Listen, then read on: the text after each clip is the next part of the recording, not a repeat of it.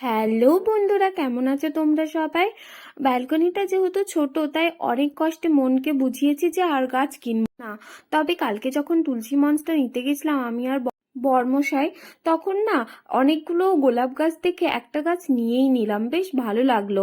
একটাই নিলাম, মনকে অনেক কষ্টে বোঝালাম, গাছ তো অনেক কিনতে ইচ্ছে করছিল। তারপর এই ছোট্ট ব্যালকনিটাকে কিভাবে একটা ছোট্ট বাগানে পরিণত করলাম সেটা তোমরা খালি দেখতে থাকো। গাছের প্রতি ভালোবাসা ছোটবেলা থেকে। বাড়িতে তো এত বড় বাগান যে আমি ফলের গাছও লাগাই। যেহেতু শীত চলে গেছে, এবার গরমের ফুল ফোটার পালা, তাই জন্য যে সমস্ত আমার বেলি গাছগুলো ছিল, তারপরে অপরাজিতা গাছ ছিল, সেগুলোতে কাটিং প্রনিং করে ভালো করে আমি এই যে বায়ো সারটা নিয়ে এসেছিলাম নার্সারি থেকে, সেটাই দিয়ে দিলাম।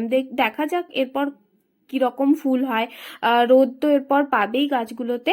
আর তোমার তুলসী গাছটা রিপোর্ট করলাম, তোমরা জানিও কেমন লাগলো। এরম ফ্ল্যাট বাড়িতে ছোট্ট ছোট্ট তুলসী গাছ খুব ভালো লাগে। আর এটা 12 মাসের গোলাপ বললো, তাই জন্য এটা যেহেতু 70 রুপিস দাম নিল, তাই ভাবলাম একটা নিয়েই নিই। এরপরেও আমি এই গাছটা যদি ঠিকঠাক ভাবে বেঁচে যায়, তাহলে এরম 3-4টে আরো গাছ নিয়ে এসে আমি মন্দিরে লাগিয়ে দেবো আমাদের পাশের।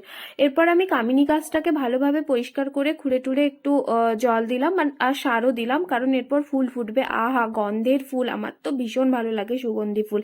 আর শমীপত্রটার জন্য একটা কিউট আমি ইয়েলো কালারের এই পটটা নিয়েছিলাম। তোমরা জানিও কেমন লাগলো। আজকের মতো অনেক হয়েছে। এরপর 1 কাপ কফি খেয়ে চললাম চানে। চান টান করে পুজো টুজো করে একদম কিচেনে। আজকে যেহেতু শুক্রবার, তাই জন্য পায়েস হবে, তার সাথে হবে পরোটা, আর হবে নিরামিষ ফুলকপির তরকারি। জেনারেলি আমি কিছু একটা নিরামিষ সবজি করি, তারপর আমি ভাবলাম একটু ছোলার ডালও করে নিই।